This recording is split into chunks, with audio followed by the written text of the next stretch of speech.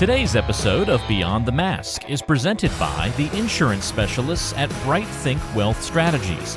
Find the disability insurance coverage that fits you best right now.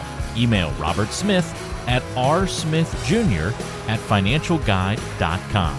The show is also made possible by the team at CRNA Financial Planning. Get a free consultation today to be guided through the complexities of investing and financial planning.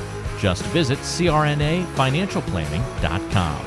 We'd also like to thank Helping Hands and OSA EMR for their support of the show. And don't forget, listening to our podcast can earn you Class B credits. For more information on how you can submit them, check out the CE Credit tab on our website, beyondthemaskpodcast.com. Welcome to Beyond the Mask, Innovation and Opportunities for CRNAs, with Jeremy Stanley and Sharon Pierce. We know you spend your day caring for your patient's best interests. On our show, we want to care for you. Join us as we leave the operating room and learn the latest in the CRNA industry. Beyond the Mask starts in 10, 9, 8, 7.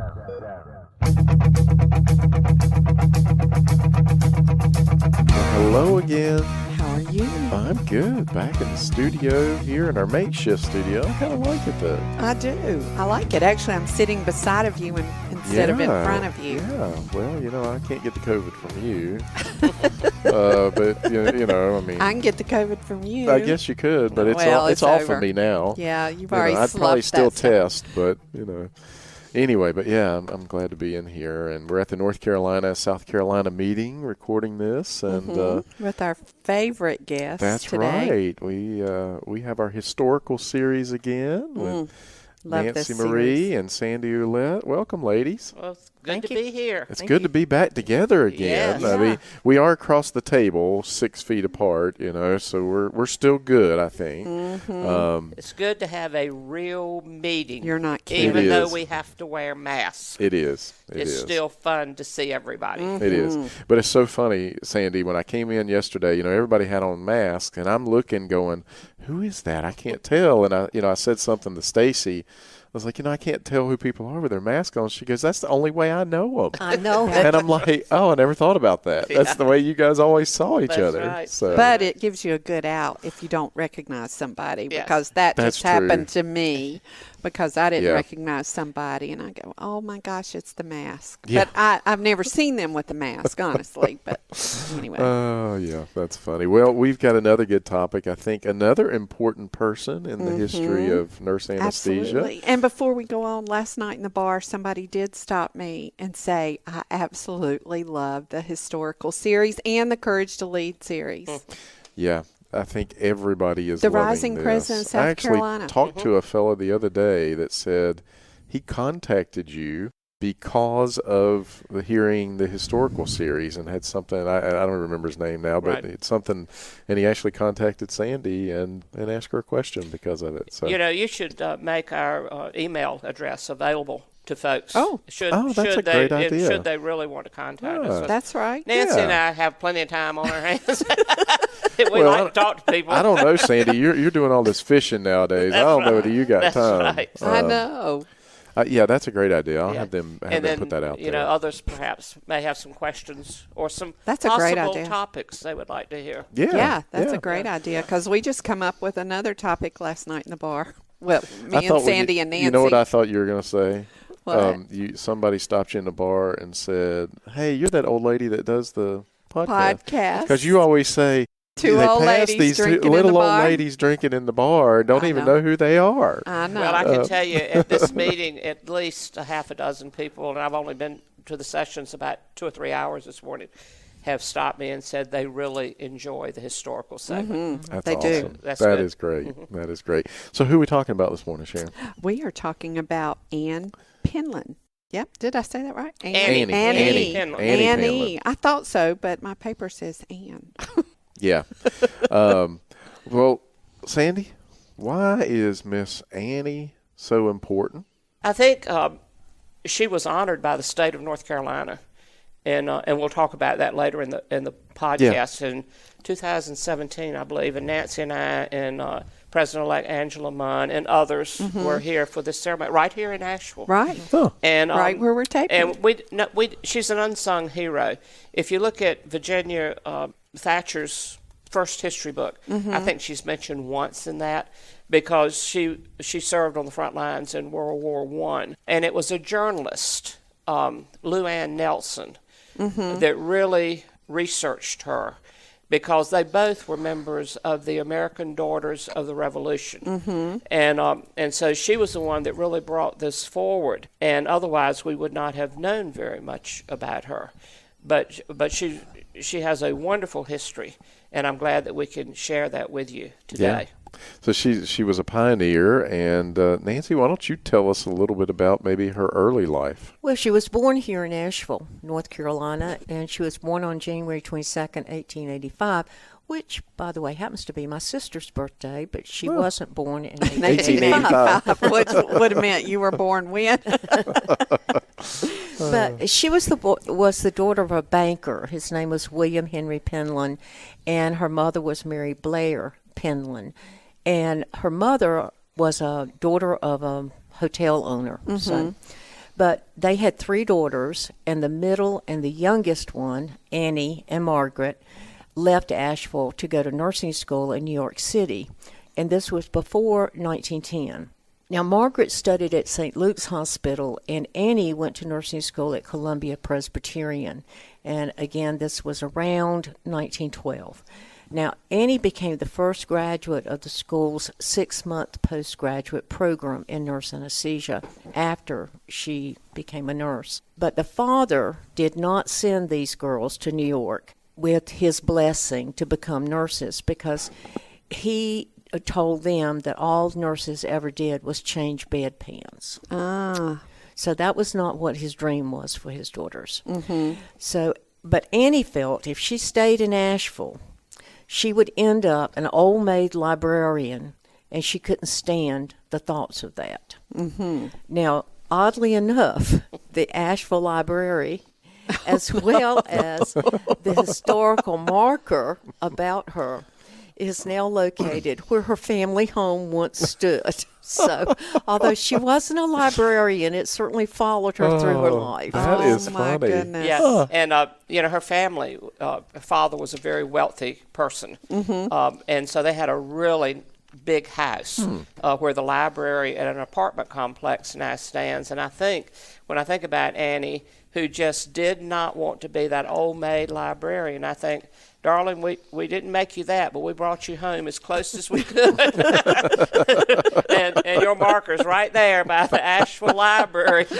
and I hope some people at this meeting, in fact, if we can get it announced, will get out and maybe see that marker, because to my knowledge, she may be the only nurse anesthetist that's ever been honored by the state of North Carolina, because it's a big deal to get a highway marker. It's a big marker. It is a huge deal. And so that was really good. Don't they have a tour today or something? Maybe they can drive the beer tour bus down towards Actually, that's probably not a bad idea. It isn't. So they ought to do that, Sharon, if you put a bug in somebody's ear for that. Yeah. So what do we know about her travel to Europe and her work administering anesthesia on the front lines in France and Belgium during World War I?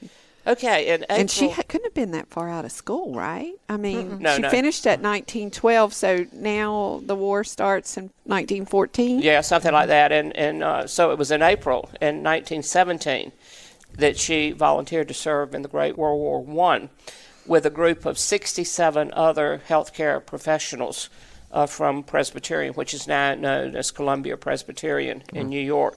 My studies show that she became the first nurse anesthetist to serve on the front lines. And a real gift that Annie left to us, and I have a copy of it at home on my computer, is her 83-page diary that she started writing when she left on the ship to go to Europe, and finished it as she was coming home. I think she finished it on her birthday. Now, as to being the first nurse anesthetist on the front line, I'm not quite sure of that, because there were other nurse anesthetists in what they call the CCS, the Casualty Clearing Stations, of which Agatha Hodgins was one. She was there with Dr. Cryle from Cleveland, and they weren't far apart, as we'll talk about later in this. Whether they knew each other or not, I don't know, but they were close together. There's evidence of them being close together. But her 83-page diary is really interesting to read, and that brings us back to, what are people going to know 100 years from now about what you did? It won't be what we said. It'll be what we wrote.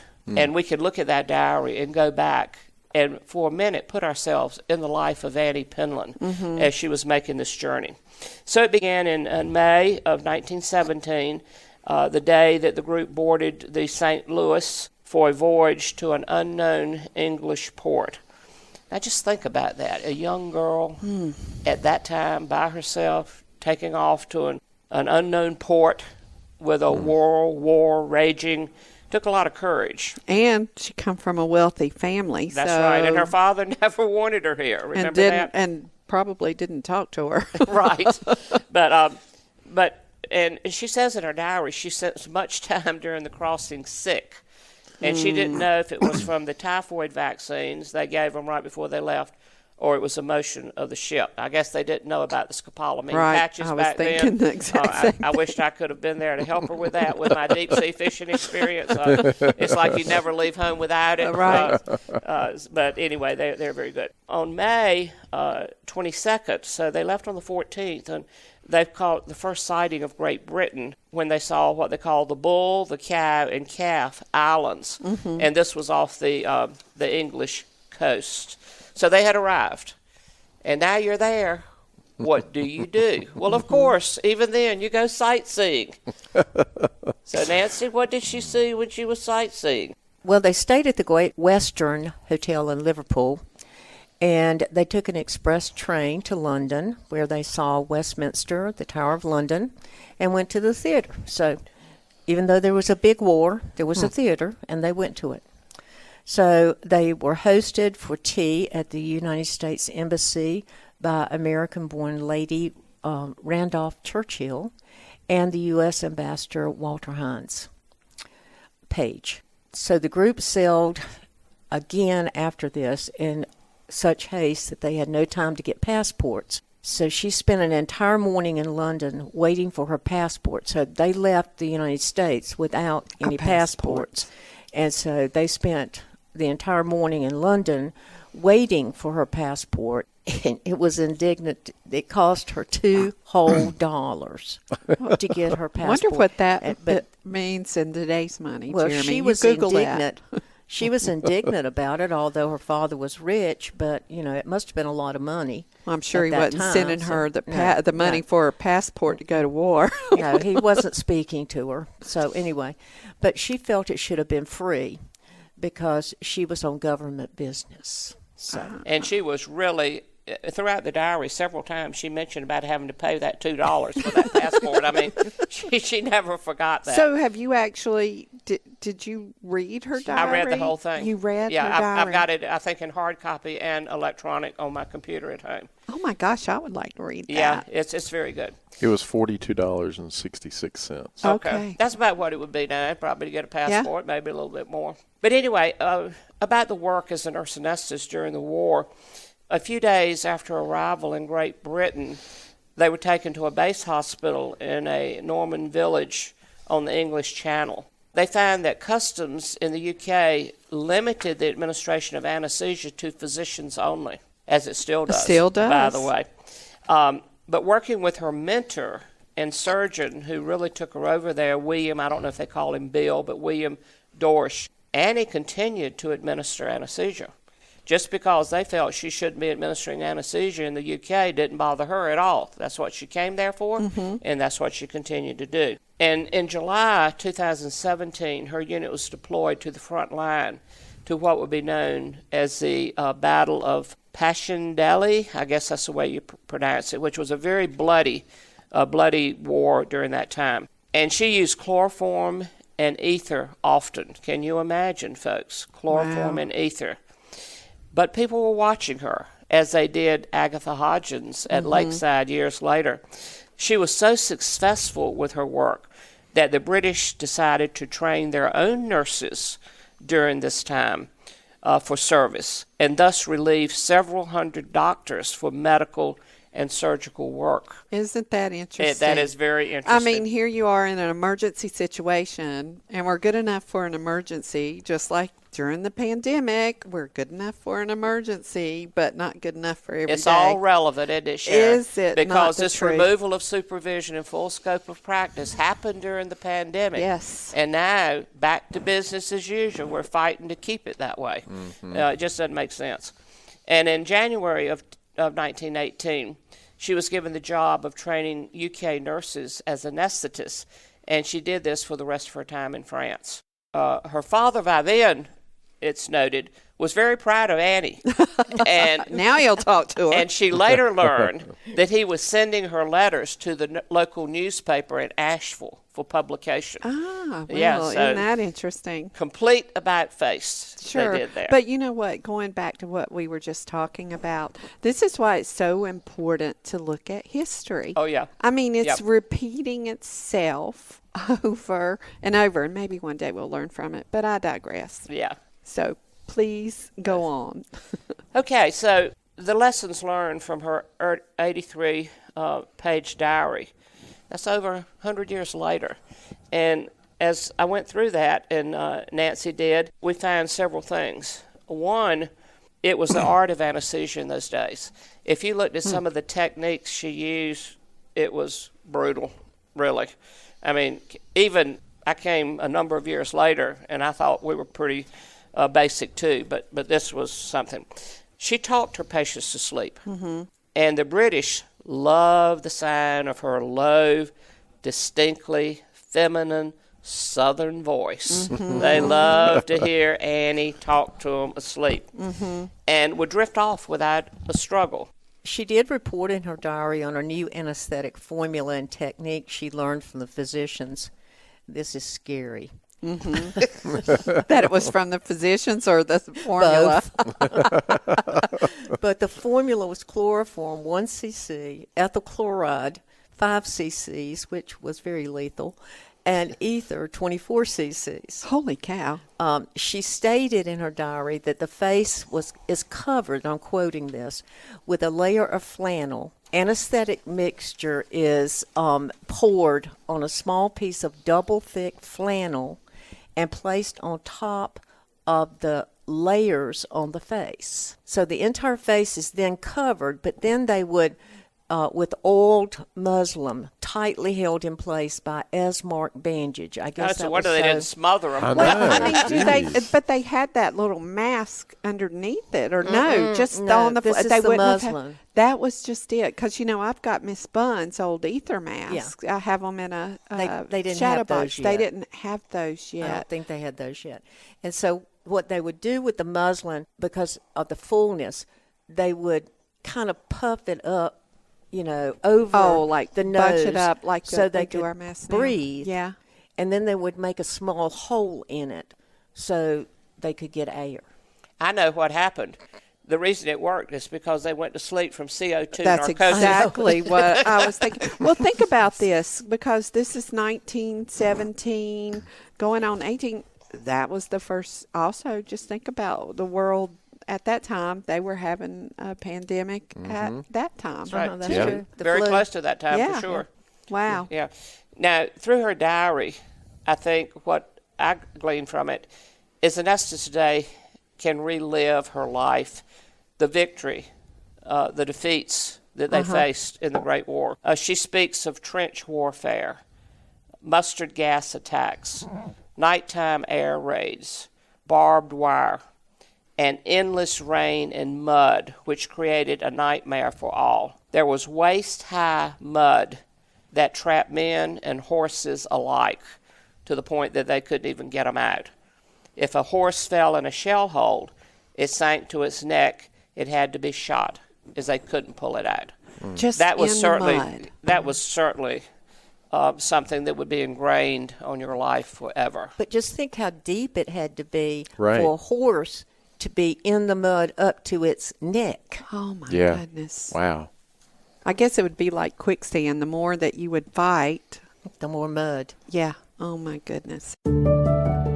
As a CRNA, you spend years preparing yourself for this career, so we don't want to see you lose out on any of the income you've worked so hard to earn. The best way to protect yourself and give you the confidence that a major life event won't disrupt your financial future is through disability insurance. We've known disability income specialist Robert Smith for many years and have seen the work he's done with nearly 2,000 CRNAs over multiple decades. He can help identify any gaps in your existing coverage and fill those gaps by finding the best value on a policy. Contact Robert and let him know you heard about him on our podcast. Send him an email at rsmithjr@financialguide.com.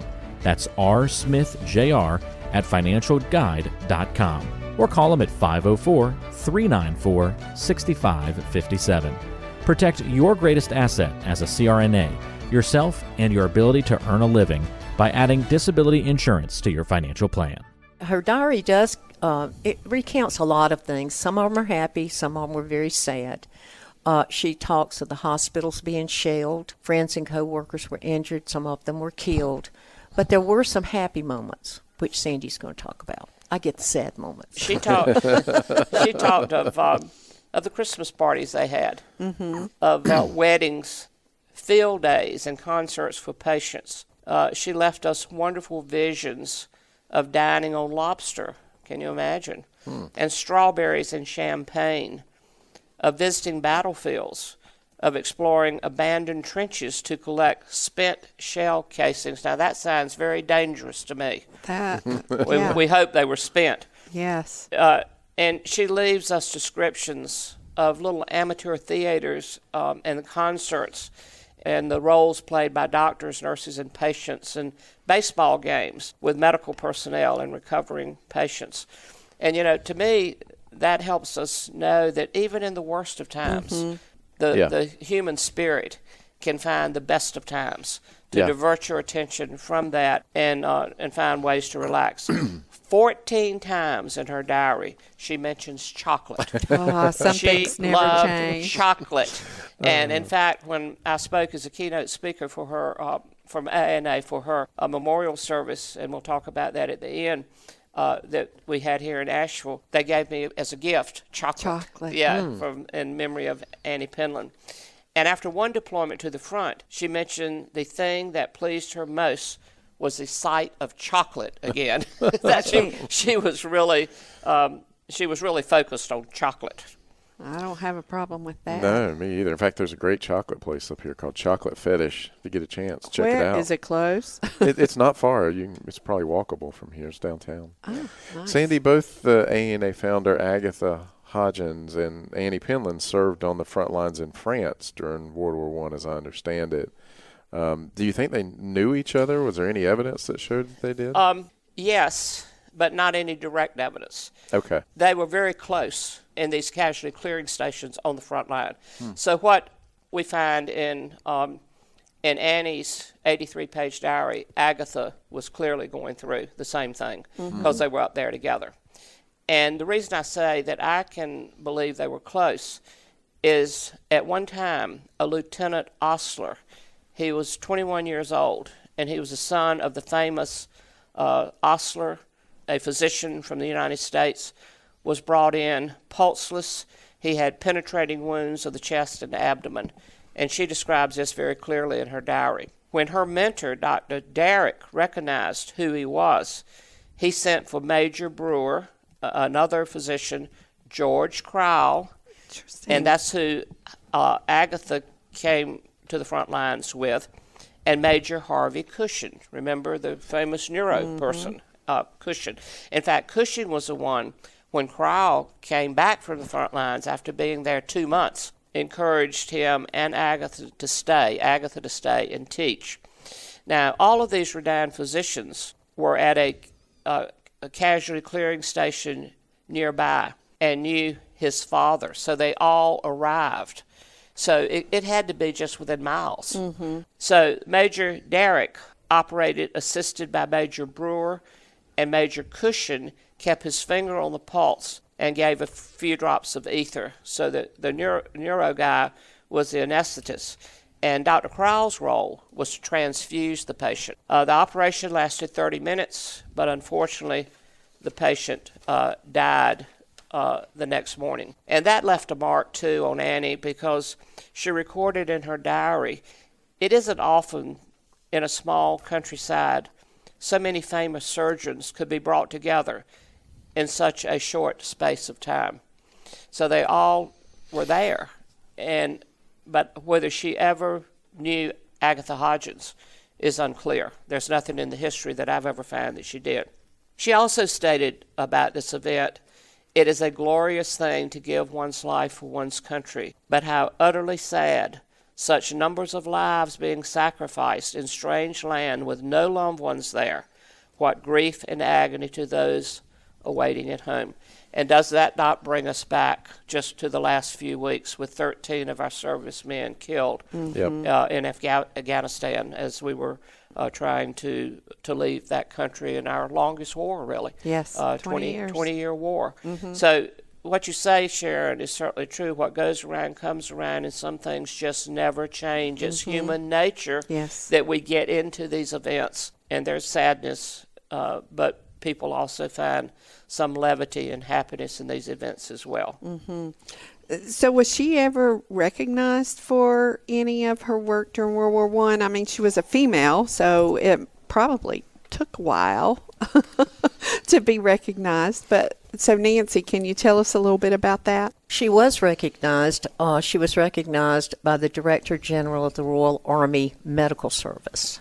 And in what he said to her, and this is quoted, "Dear Miss Penland, as you are probably aware, it has been decided by Sir Arthur Sloggett, Director General of Royal Army Medical Services, that a number of nurses and nursing aides shall be trained in the administration of anesthesia for service in the casualty clearing stations." Now, that's scary when you're going to have nurses' aides, but anyway. Now they're AAs. This department will liberate medical men for other duties, and in this way will be of great assistance in relieving the strain upon medical services due to shortage of medical men. Well, there we have it. Very critical. The suitability of nurses for this important work was made evident in the authorities by the practice demonstration of efficiency in the administration of anesthesia by you and some other American nurses in the CCSs and base hospitals in France. I think it right I should inform you of the high appreciation which we all have of the splendid services you are rendering the wounded and medical service in taking the place of medical officers whose services are urgently needed for other work. It's important to know, this is powerful. It is really powerful. So this was written to her on November 29th, 1917, and it was later published in the American Journal of Nursing. And if you go back and find a copy of that journal in 1918, you will find this letter to her, and I have a copy of it in the brochure for her ceremony on this historical marker. But she also was honored by the North Carolina Association of Nurse Anesthetists. She was given posthumously a Life Achievement Award. So she was 100 years later. Yeah. See, it only listen. It takes a while, Sharon. Listen. It's only going to take you ladies 100 years before people know who you are. We're almost there. And we won't be there. I know like that's she wasn't. But look at the bright side. Your voices are forever memorialized, enshrined, memorialized forever. Today's show is brought to you by the folks at CRNA Financial Planning, an independent consulting firm that offers financial planning services exclusively to CRNAs and their families. From planning for a child's future college expenses to building a predictable income stream in retirement, the firm is committed to offering you comprehensive financial services, customized to fit your unique needs and objectives. If you have questions about your financial future, get them answered. Call the team at 855-304-3748. That's 855-304-3748. Or go online to crnafinancialplanning.com. So, Sandy, what happened after the war with her life? Okay, so Annie received her honorable discharge on April 10th, 1919, and she traveled immediately to Chattanooga, where her parents had gone to stay with her sister Margaret. Margaret was an OR nurse at Erlanger Hospital in Tennessee. Her father had died in 1919, May 1, and she returned to Columbia Presbyterian and resumed her career there. She taught a class on operating room techniques and became chief nurse anesthetist at Columbia Presbyterian, a job she held until her retirement until 1952. Wow. And that wasn't that long ago, folks. that's right. No, I mean, it wasn't in the grand scheme of things. Yeah. So, how did we learn about Annie? And it really did not come from anybody within our profession. And to give you a little bit about how I found out about her, Lou Ann Nelson is a regent in the Edward Buncombe chapter of the Daughters of the American Revolution. And she learned about Anne Penland in 2013. Now, Lou Ann Nelson is an investigative research journalist here in Asheville.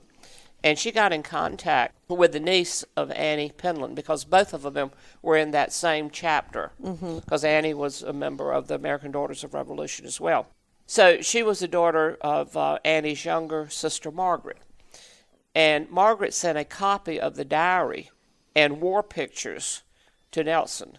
Now, she sent a copy because the original diary and photo album that belonged to Anne Penland was donated to the Imperial War Museum in London, and that's where it is right now. So Lou Ann said, and I quote, "Reading Annie's own words was captivating, full of life, self-confident about her work, extremely conscientious of the cost of things." Like that passport, and seemingly unafraid of almost anything. She remains a pioneer of distinction today. And some things that Lou Ann mentioned in her diary that maybe I overlooked because I was more focused on did she really know Agatha Hodgins and how close were they and this and that. Annie took French in high school but found it of little use, wouldn't we all, when we got to a place like that. And she found a local woman to give her French lessons while she was there. Now, how she had time for that, I have absolutely no idea, but she did. She was blunt about what she did not like. Her principal gripe were that nurses were sent to France with white uniforms. Impossible to keep clean. True. It was either mud or dust all the time. And she had mentioned with glee they were later replaced with gray chambray. She was also unhappy about they couldn't fraternize and rules that prevented nurses from dancing with recovering patients at parties. She thought there should be none of that. Doctors and nurses and patients that could walk and dance, they should all be partying together. Oh, and, wow. An opinionated nurse anesthetist. That's right. Oh, that's obviously moronic, have you ever heard of such a thing? Never. And Lou Ann states that she became resolved that Anne Penland, who never married, had no children, and did not even have an obituary in the Asheville paper, would no longer be forgotten. And she began looking for ways to make her life remembered. And Lou Ann finally settled for a North Carolina historical marker in Asheville. And in talking with her, she said it was a labor of love. She said it was like writing a research paper to get through all the hoops you had to go through to get this marker. The only qualified person she could find to provide an endorsement was the archivist at Columbia University Medical Center, who had never heard of Annie, but did provide Lou Ann with her many years of academic and employment history at that institution. The state required 3 historian endorsements, but the only one that they had was from Lou Ann, and they did accept that. And so Nelson was the only person who knew her. And she said, in spite of all that, she heard from the state in 6 weeks after it was submitted, and it was approved.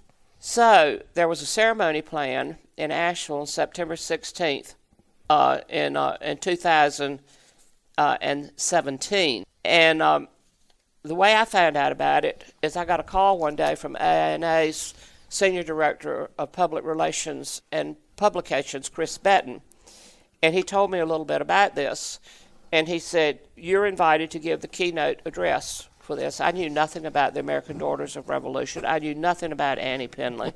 I just knew nothing about... You had heard about the American Daughters of the Revolution. Not much. Not much. Really? I really... No, you know, I didn't. when I was in high school, you could apply. They had a scholarship, Right. but you had to provide evidence Right. of somebody who was in the Revolution. Right. And I did, but it was on my mother's side, and he was a deserter, and so I didn't Oh, qualify. wow. Well, I didn't qualify. and, for you know, when Chris called... Am I surprised? Oh, wait. The story gets better because the one that he ran with another guy, right?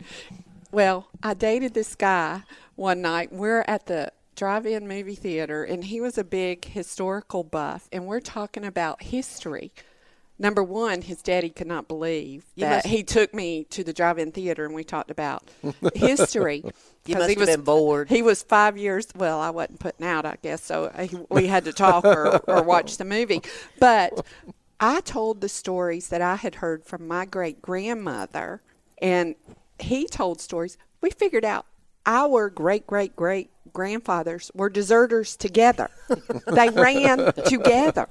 Is that not the strangest That's crazy. thing? Isn't that crazy? Wow. Well, Anyway, I digress. I never knew anything about it, Sharon, but like you, I probably wouldn't be a candidate either because on my mother's side of the family, they grew up on Hatteras Island and Hatteras Village. And so my background is people that washed ashore in pork barrels from those shipwrecks, fell on their knees and kissed the sand and never left again. And also pirates, Blackbeard. Yeah. So I would hate to dig too deep. Yeah. Plus, it was isolated. It was isolated, Hatteras Island at Yeah. that time. Can you Yeah, imagine? that's true. Now, have you done the human genome or No, some of my 23? cousins have. Yeah, and then you'll and find out that you're genetically related to you know, Blackbeard. There was a lot of intermarriage. As Yeah. you might, people couldn't get off the island. Yeah. Yeah, You know, yeah. and but anyway, you only go so deep. Yeah, into that's the right. Backgrounds That's right. like that. But anyway, Chris, when it called, I had another problem that came up. My husband was sitting across in our office when I was talking to Chris. I had a deep sea fishing charter Uh-oh. scheduled on September 16th, 2017. And so I said, I've got a conflict. And my husband said, no, you don't. This is important. You changed the fishing charter. This is once in a lifetime that you will have to honor this woman from 100 years ago. And we are going. There you go. I said, okay, we are going. So I did change the fishing charter. But the ceremony was held at the site of her childhood home, which was in the Park Memorial Library, and Vanderbilt Apartments now stand where her imposing house once stood. That burned to the ground in 1903 when Annie was 18. And the service, I remember, Nancy went, was held at Lord Auditorium in the Memorial Library. And those who gathered to honor her included nurse anesthetists from Asheville Mission Hospital and Western Carolina University, and there were students there. Our president, North Carolina ANA president, Paul Packard, was there, as well as members representing the ANA, and that would be me and my husband, Richard Ouellette, Nancy, and Angela Munn, who was a Regional 2 director at the time. Angie came. And there was also Columbia graduate and a nurse anesthetist, Judy Martin, and she represented the Columbia members of the Daughters of the American Revolution, of which Annie was a member from 1915 until 1974. And there were a number of local history buffs and some relatives who knew little about Annie, but they also attended. They didn't know a whole lot about her. And the program, and I have a copy of it here, as I said, they asked me to be the keynote, and I knew that Luann was going to talk about her life. So I selected the topic, the CRNA and War and Peace. And I went through all of the wars, all the way back to the Civil War, that nurse anesthetists have been on the front line and have done stellar jobs. And then Luann Nelson and a actress, Callan White, did her presentation in her own words and showed photographs. And then Luann thanked, of course, the ANA and Chris Betton and for enlisting all the ANA representatives to attend the ceremony. So, Nancy, do you remember anything else about that ceremony? I had never been to anything like that, and it was certainly uplifting. They had all this music, A Soldier's Life in World War I. They had the Asheville High School Brass Quartet that was playing. They played, of course, the Star Spangled Banner, and then they had Invocation, and then the actual presentation and proclamation and the State Highway Historical Marker was presented by Dr. Kevin Cherry, who was with the North Carolina Department of Natural and Cultural Resources. And then we went outside, and there's a picture that was taken of the unveiling of this marker. I never did get a real good picture of the marker itself, but maybe I'll do it this time when we're in Asheville. Nancy, do you remember anything else that kind of stands out? I've never seen so much red, white, and blue. Really? Oh, very patriotic group. These women are. Oh, yes. Well, all those metal things that, that Luann had on. Now, I just have to let y'all know something. I could be a member of the Daughters of the American Revolution because no one deserted from my side. That you know of, Nancy. Not rubbing it in a little bit. My aunt was a member of the American Daughters of Revolution. See, there you go. But anyway, I didn't realize they wore all those medals. I mean, she had, I guess, Really? stuff that she had done for, to honor the. So you're making this like sash. That's what movement. she It looked had, like wasn't like the Girl Scouts. Yeah. It's something like that. It's red, white, and blue, and these medals, like Nancy said, and they had all these wreaths that were red, white, and blue, and they had all the music. Wow. I mean, It was really cool. something. You just never know. Yeah. What you're going to find. So exciting when you do something different like this. Yeah. And it was certainly different for me. Yep. Yeah. Well, let's kind of talk about kind of the relevance of her work in the military to where we are today in nurse anesthesia. Well, Anne Penland was deployed from May 14th, 1917 to February 11th, 1919. Her last diary entry was on January 22nd, her birthday again, but now in 1919. So, I think the diary, as I said, left us a glimpse of really the art of anesthesia. There wasn't a whole lot of science to it that I could see. And also the valor of this American nurse anesthetist icon. It really, throughout the diary, talks of the tragedy of human suffering and the joy of service, helping not only our people during the war, but they took care of a lot of the enemy during the war as well. and Anne Penland and others paved the way for things that are sometimes easy to take for granted today. They were noticed because they were competent and dedicated. And while some physicians laid claim to anesthesia as the practice of medicine following World War I, Frank versus South in 1917, and the founding of the National Association of Nurse Anesthesia by Agatha Hodgins 14 years later, solidified this specialty. You know, as Nancy said, there were so many events that came together during those years, right before 1914 to 1920 or so, in which we got Frank versus South in 1917. But nothing is good as the work done by those icons, and we've mentioned a lot of them, Agatha Hodgins and Helen Lamb and Gertrude Fife, and work that was being done not only on the front lines, but also at Mayo Clinic and at Lakeside Hospital. Mm-hmm. And people coming to these iconic places, and they're watching surgery, but they're also watching this specialist, this first specialist in anesthesia, and how good they were. And think, it was hard to be that good with what they had to work with. Mm-hmm. They had no monitors. They had almost no anesthetic drugs, and yet they did quite well. There's such a layering of the times. That's right. And all these things happening at the same time. 1917, the court case, the World War. I mean, there's just the Depression, the so the much pandemic. Yeah. Well, they say I did a little bit of reading about the pandemic, and the reason why it kind of you don't hear that much about it. I mean, my grandparents had to know about it, Yeah. but I never were taught. Linda Williams' grandfather died in the pandemic of 1918, so she's done a lot of research on it. But they think it's because the war was ending, so that was a big deal.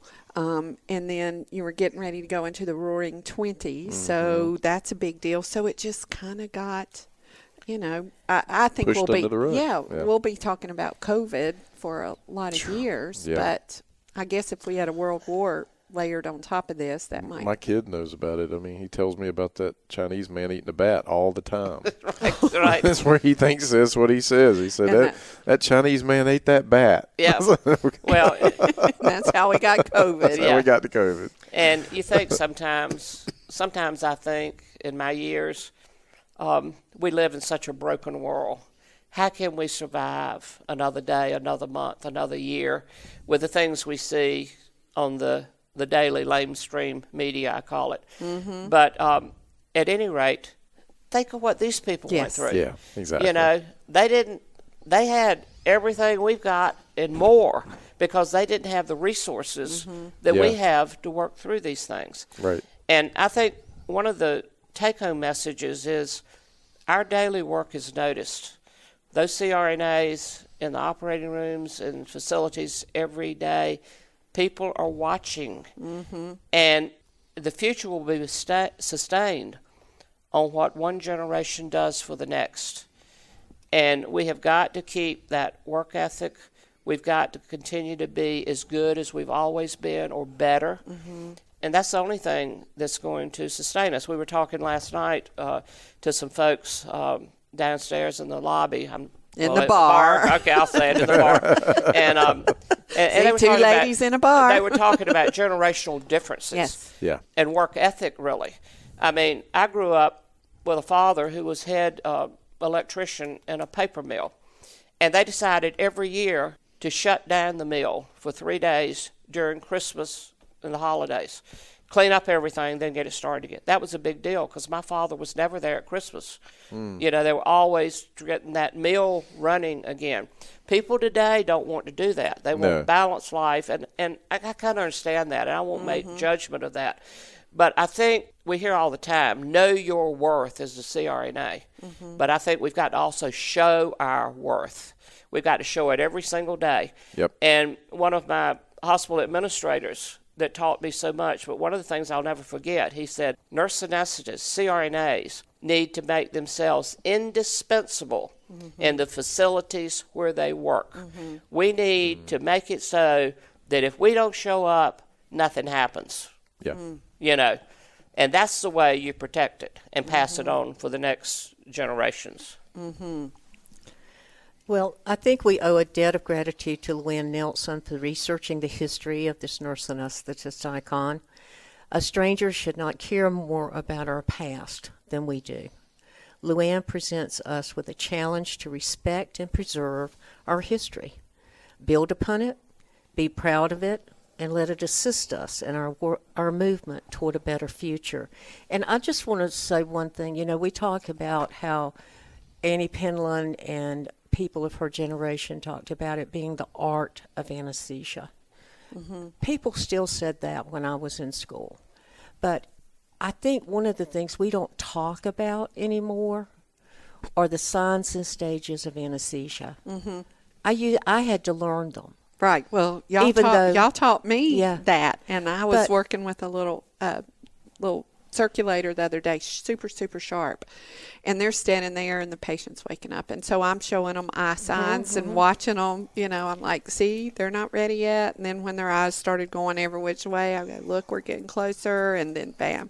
But that's what they had. I mean, they didn't have pulse oximetry and EKGs and all the different things we have. I mean, here they are with this mask that they made out of muslin, giving chloroform and ethyl chloride and ether drop, and they have a hand on the pulse. But other than that, they're going by how they're breathing, what they're doing. I mean, what they see. They couldn't tell their color. They had their face wrapped up. And that's the truth. I know. And they watched the blood to see if what color the blood was. Wow. I mean, it was truly an art that these people were doing.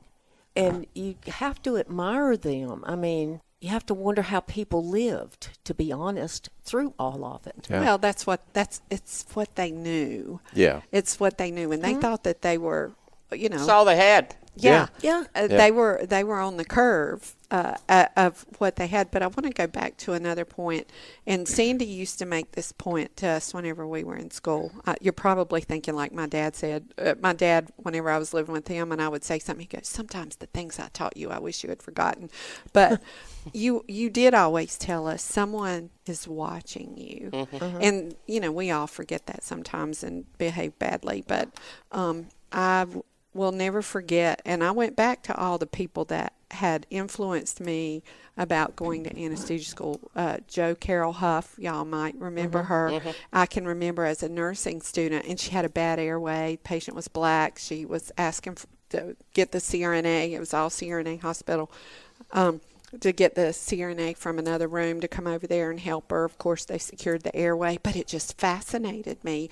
But watching her through that, and she's like, really? Your first experience was a bad airway and you still decided to go? And next, I was an ICU nurse, and I had a 17, I'll never forget this, he was 17 years old, and the kid was dying in front of my eyes. He had Hodgins, I believe it was, and I had to call anesthesia to intubate him, and Anne Wise come up to intubate him. And she was just She was in control, wasn't she? She was something. It almost brings tears to my eyes to remember her. She talked to him. She told him what she was going to do. And she was just so competent and amazing. Anne Wise has no recollection of this event. I've told her about it. I said, I watched you intently. And I thought, I want to be like this. I want to be you. She was amazing. Yeah. And she had no idea I was watching her. You remember those codes that would be called, and it was like the parting of the sea. It would was. be hundreds in the room, and they'd say, anesthesia's here, and the masses part. That's the truth. And lead you to the airway. Yeah. So, well, one more comment about what we need to do to respect and preserve our history and build upon it. I want to give a shout out, Jeremy, to you and to Sharon, because as I said, several people have stopped me at this meeting and how much they like the historical segment, and this is probably the very best way to preserve that, particularly for the newer generations. I do know that Watchful Care 2 from 1990 until whenever it's done will be coming out soon, so that will be a help. And then we have also got a book that's supposed to be delivered any day, allegedly any day now. The Global Voice of Nurse Anesthesia, and it's the 31-year history of the International Federation of Nurse Anesthetists, and I think that's going to be a big seller.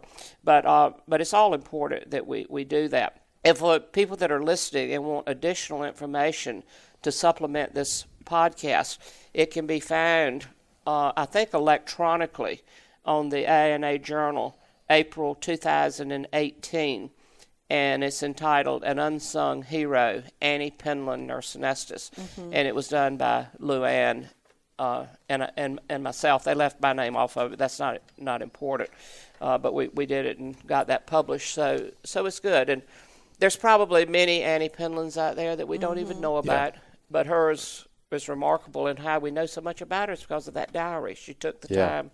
And, when she's writing that diary.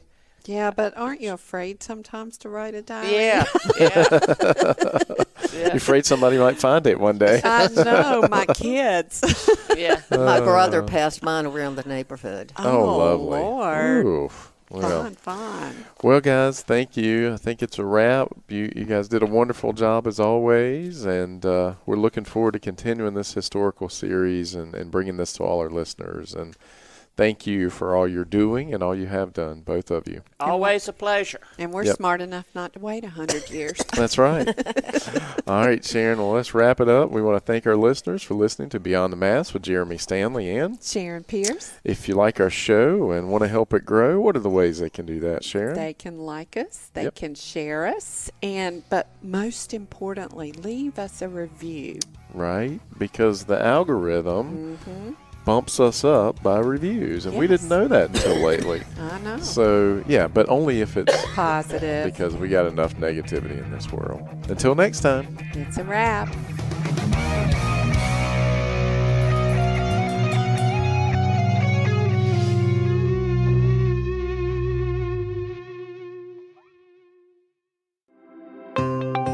Have you thought about what would happen if you weren't able to work for 2 or 3 years? You know, on average, 25% of people will file a disability claim, and most of us aren't prepared for that loss of income.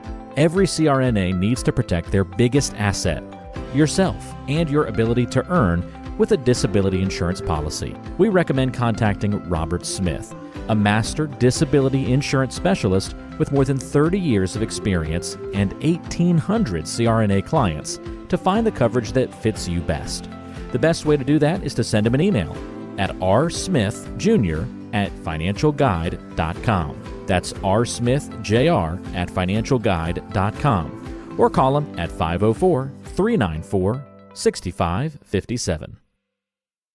Beyond the Mask is made possible by the team at CRNA Financial Planning.